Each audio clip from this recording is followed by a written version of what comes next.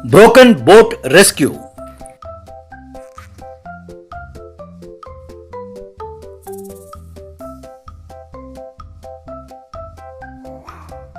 उस गांव से बाहर जाने के लिए झील को पार करना ही एकमात्र रास्ता था। इस बात का फायदा उठाकर युगेंद्र नाम का एक नाव चलाने वाला बहुत पैसे कमाता था। युगेंद्र अपने नाव में हर रोज स्कूल के बच्चों को और बाकी सवारियों को ठूस ठूस कर भर देता था। युगेंद्र डोले शोलों के साथ काफी बलवान था, पर बोट में बैठे लोगों को ही चप्पू देकर उनसे ही बोट चलवाता था। कोई उससे पूछता, अरे ये क्या भाई, इतने छोटे से बोट पे इतने सारे लोगों को तोस कर बढ़ रहे हो, अगर बोट डूब गया तो हमारा क्या होगा? ऊपर से हमें ही चप्पू देकर हमें ही चलाने को कहते हो, ये तो अन्याय है। अगर ऐसा कोई कहता, अरे मेरे बोट के अलावा तुम्हारे पास और कोई चारा है क्या?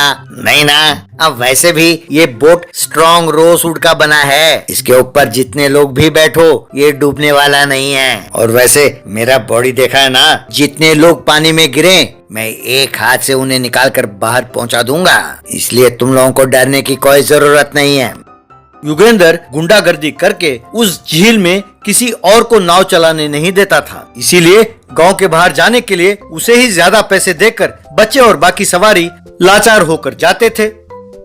उसी झील में भीकू नाम का एक मछुआरा मछलियां पकड़ता था। भीकू बहुत पतला था।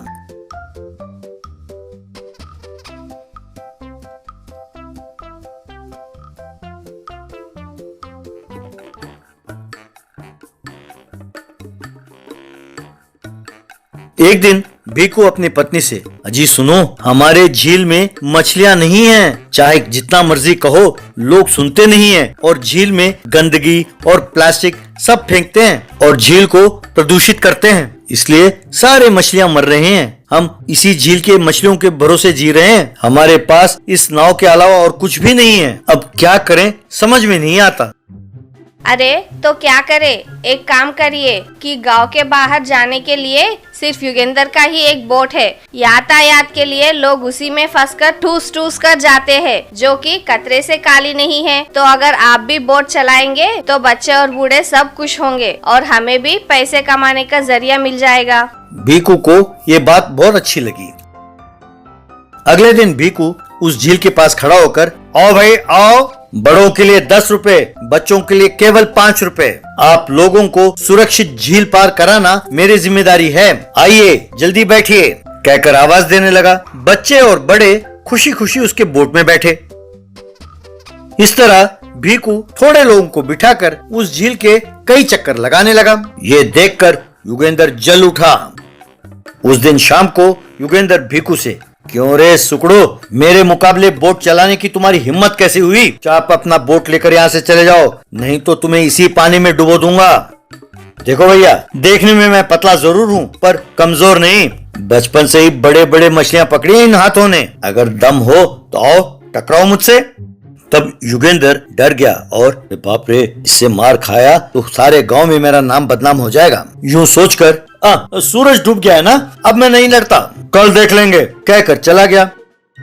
अगले दिन युगेंद्र ने एक खिलौने वाले मगरमच्छ को झील में छोड़ा, उसे रिमोट से चलाने लगा। भीकू के बोट में बैठे बच्चे और बूढ़े उस मगरमच्छ को देख के डर गए। भीकू ने तुरंत अपने नाव को किनारे लगाया। तब युगेंद्र उन लोगों से, देखा, इस सुकड़े आदमी के बोट में बैठकर जाना तुम लोगों के लिए सुरक्षित नहीं है, अगर मैं होता तो उस मगरमच्छ को एक हाथ से ही मार डालता। अगर तूफान आया और तुम्हारा बोट डूब गया तो ये तुम में से एक को भी नहीं बचा पाएगा, पर मैं आप सबको अपने पीठ पर बिठाकर किनारे पहुंचा सकता हूं, इसलिए आप लोग सोच लो कि आप मेरे बोट में आराम से जाओगे या अपने जान को हथेली पे रखकर इसके बोट में बैठकर जाओगे। सब डर कर युगेंद्र के बोट में बैठे।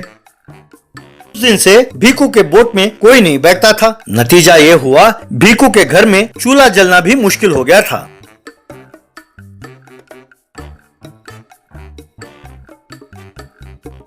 युगेंद्र अपने बोट का मरम्मत भी किए बिना फुल लोड के साथ लोगों को ले जाने लगा। एक दिन युगेंद्र अपने बोट में स्कूल के बच्चों को भर कर लेके जा रहा था। तभी एक सचमुच का मगरमच्छ वहां आया। उस मगरमच्छ ने उस बोट से जाकर टकराया। बस उस बोट के 2 टुकड़े हो गए। युगेंद्र पानी में गिर गया। बच्चे बचाओ बचाओ। कह के डर के मारे चिल्लाने लगे। तभी भीकू वहां तैरता हुआ आया,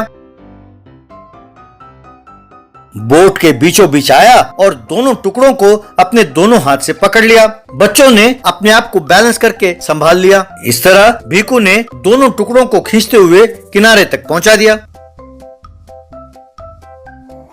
किनारे पर खड़े माँ बाप बच्चों को बोट से उतारने लगे। तभी पानी में डूब रहा युगेंद्र, बचाओ बचाओ, मुझे तैरना नहीं आता, इससे पहले कि वो मगरमच्छ मुझे खा जाए, मुझे बचा लो, मैं तुम्हारे हाथ जोड़ता हूं, कहकर चिल्लाने लगा। भीकू ने तुरंत जाकर युगेंद्र को पकड़ा और उसे खींचते हुए तैरते हुए किनारे तक ले आया।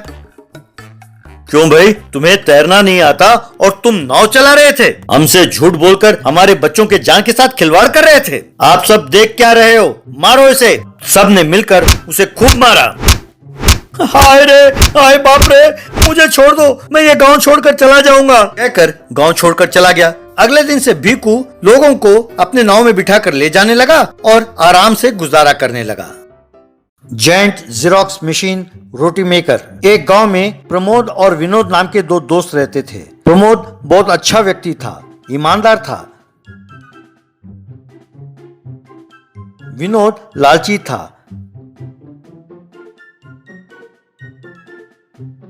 हर रोज दोनों कोल्ड ड्रिंक्स की दुकान पर जाकर कोल्ड ड्रिंक्स पीते थे। कोल्ड ड्रिंक पीने के बाद, अरे यार, आज भी मैं बटुआ लाना भूल गया, सॉरी। अरे छोटू, मेरे खाते में लिख लेना। अरे रहने दो भैया, तुम्हारे खाते में लिखना तो फेसबुक अकाउंट में लिखने जैसा है। लाइक और कमेंट के अलावा पैसे नहीं मिलने वाले। अरे रहने दो विनोद, मैं देता हूं ना, कहकर वो पैसे देता था। छोटू प्रमोद को देखकर तरस खाता था अपने मन में। विनोद के पास चाहे जितना भी पैसा क्यों ना हो, जेब से 1 रुपया भी नहीं निकालेगा। प्रमोद गरीब है पर दोस्त के लिए पैसे खर्च कर रहा है बेचारा, यूं सोच रहा था। कुछ साल बाद विनोद ने उस गांव में एक होटल खोला। प्रमोद को अपने होटल में बैरा रखा। केवल सब्जी के लिए पैसे दें, रोटी अनलिमिटेड, थाली केवल 50 रुपए, कहकर प्रचार किया। प्रमोद कस्टमर्स को रोटी परोसते हुए, खाइए सर, पेट भरकर खाइए और लीजिए, कहकर बड़े प्यार से परोसता था। ये देखकर विनोद प्रमोद से, अरे तू कर क्या रहा है? ऐसा ही रहा तो मेरा दिवाला निकल जाएगा। कहने को अनलिमिटेड रोटी है, पर एक व्यक्ति को 2 से ज्यादा रोटी नहीं देना चाहिए। वो रोटी मांगेंगे तो तुम अभी लाता हूँ कहकर टालते रहना चाहिए। आखिर में उनका सब्र खत्म होकर सूखे हाथों के साथ उठकर चले जाना चाहिए। यही मेरा बिजनेस का नुस्खा है। पर ये तो गलत है यार, हमारे पास आने वाले ज्यादातर गरीब हैं, बेचारे 50 रुपए में पेट भरकर खाने आ रहे हैं, उन्हें यूं धोखा देना ठीक नहीं है यार। प्लीज मेरी बात मानो, चाहे वो जितना खाएं, तुम एक थाली में 5 से 10 रुपए तक तो बचा ही लोगे, इससे ज्यादा लालच क्यों? क्या बकते हो? मैंने यहाँ कोई लंगर नहीं खोला है। मैंने देखा है कि इस दुनिया में गरीब को धोखा देना ही सबसे आसान है। उनके कमजोरी का फायदा उठा रहा हूँ, बस यही मेरा बिजनेस मंत्र है। दोस्त हो, मुसीबत में हो, यूं मानकर ये नौकरी मैंने तुम्हें दिया है, अब मुझे ही उपदेश देते हो? पहले जाओ यहाँ से, तुम्हारे नसीब में भीख मांगना ही लिखा है। प्रमोद दुखी होकर वहाँ से चला गया। प्रमोद यूं जाते जाते एक जीरोक्स की दुकान के पास रुका। वहाँ दुकानदार ने जीरोक्स में एक पेपर रखा और उसके कई कॉपीज निकाले। ये देखकर प्रमोद, मनुष्य ने पेपर के कॉपीज बनाना तो सीख लिया, पर अगर रोटी, डोसा, पूरी के भी कॉपी बनाने का जीरोक्स मशीन होता तो इस दुनिया में कोई भूखा नहीं होता। तभी एक साइंटिस्ट उसके सामने आया। साइंटिस्ट उससे, तुम सही सोच रहे हो। प्रमोद हैरान हुआ। घबराओ नहीं, मेरा नाम टीनू आनंद है। मैं 30 साल का व्यक्ति हूँ। टाइम मशीन में मैं पीछे आया हूँ। हमारे समय में प्रदूषण के कारण फसल नहीं उगते, इसीलिए फूड कॉपी जीरोक्स मशीन का हमने आविष्कार किया है। वैसा ही एक मशीन तुम्हें बनाकर दूंगा, उसका प्रयोग करो, अपने परिवार का पोषण करते हुए कम दाम में गरीबों को खाना खिलाओ। इस तरह टीनू आनंद ने एक बड़ा जेंट जीरोक्स मशीन बनाया। प्रमोद ने उसे प्रणाम किया। टीनू आनंद चला गया। उस दिन प्रमोद ने एक होटल खोला। अनलिमिटेड थाली केवल 20 रुपए, कहकर प्रचार किया। हर रोज केवल एक रोटी बनाता था। एक क्रेन में चढ़कर उस रोटी को एक जायंट जेरोक्स मशीन में रखता था और स्विच दबाता था। बस उस जेरोक्स मशीन से रोटी के कॉपीज निकलते रहते थे। छोटू उन्हें प्लेट में डालकर लोगों को परोसता था। लोग हैरान होते थे। इस तरह गरीब लोग पेट भरकर खाना खाते थे। बहुत जल्द प्रमोद का जेरोक्स होटल देश भर में मशहूर हो गया। न्यूज चैनल्स में तहलका मच गया। विनोद का होटल बंद हो गया। विनोद ने सिर पकड़ लिया। इस तरह प्रमोद उस जेरोक्स मशीन द्वारा रोटी बनाकर गरीबों को खिलाते हुए खूब पैसे बनाया और एक बड़ा घर बना लिया।